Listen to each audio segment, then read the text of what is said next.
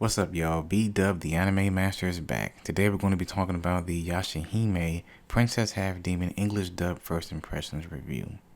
B-Dub, the anime master.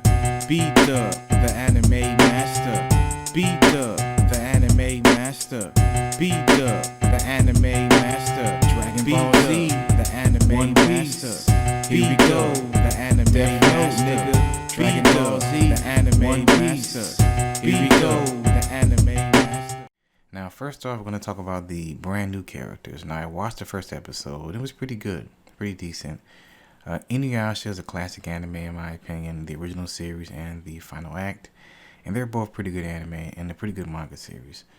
Now, when they first announced the casting for the new characters, a lot of fans had, lost their shit because they thought, oh shit, this is a LA dub done by Bang Zoom Entertainment and not a dub going to Vancouver, Canada, done by Ocean Productions, because Inuyasha, the original anime and final act, were both dubbed by Ocean Productions in Vancouver, Canada.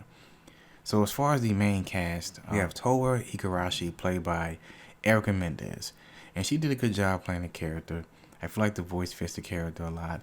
Kind of reminds me of Gon from Hunter x Hunter dub, but not so much. Setsuna is played by Kira Buckland, pretty good performance overall. And Motoha, played by Morgan Berry. Now, this is Inuyasha and Kagome's daughter, and I believe Morgan Berry's tone and inflections in the voice matches perfectly. It sounds like a young version of Inuyasha and Kagome's voices kind of combined.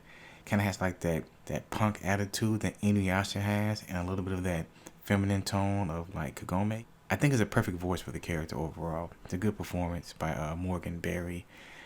So when Viz originally announced this cast for the new characters, they thought, oh, well, they're going to recast Inuyasha, Sesshomaru, and etc. Even though the older characters are going to have a kind of reduced role, based off the first few episodes.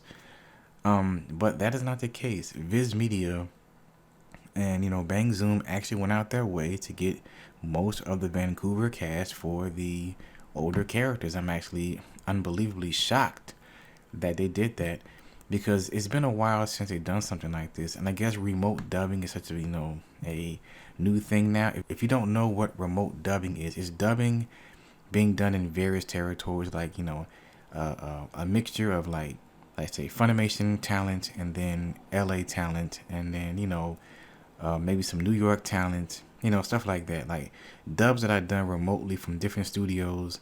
And they combine all their audio files, and they can kind of use different actors from different areas without having the actors to spend money to fly out to those, countries and states and etc. So, as I mentioned, a lot of at-home recording is getting bigger as well, so that also helps, especially with COVID-19 and etc.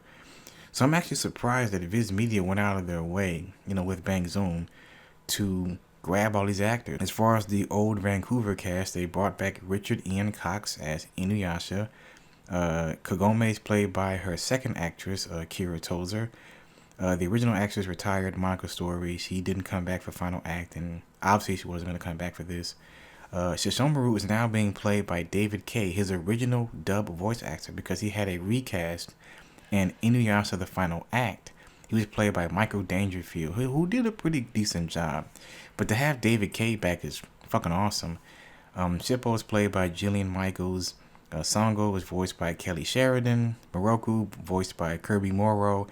And Kohaku and Hisui have different new voice actors.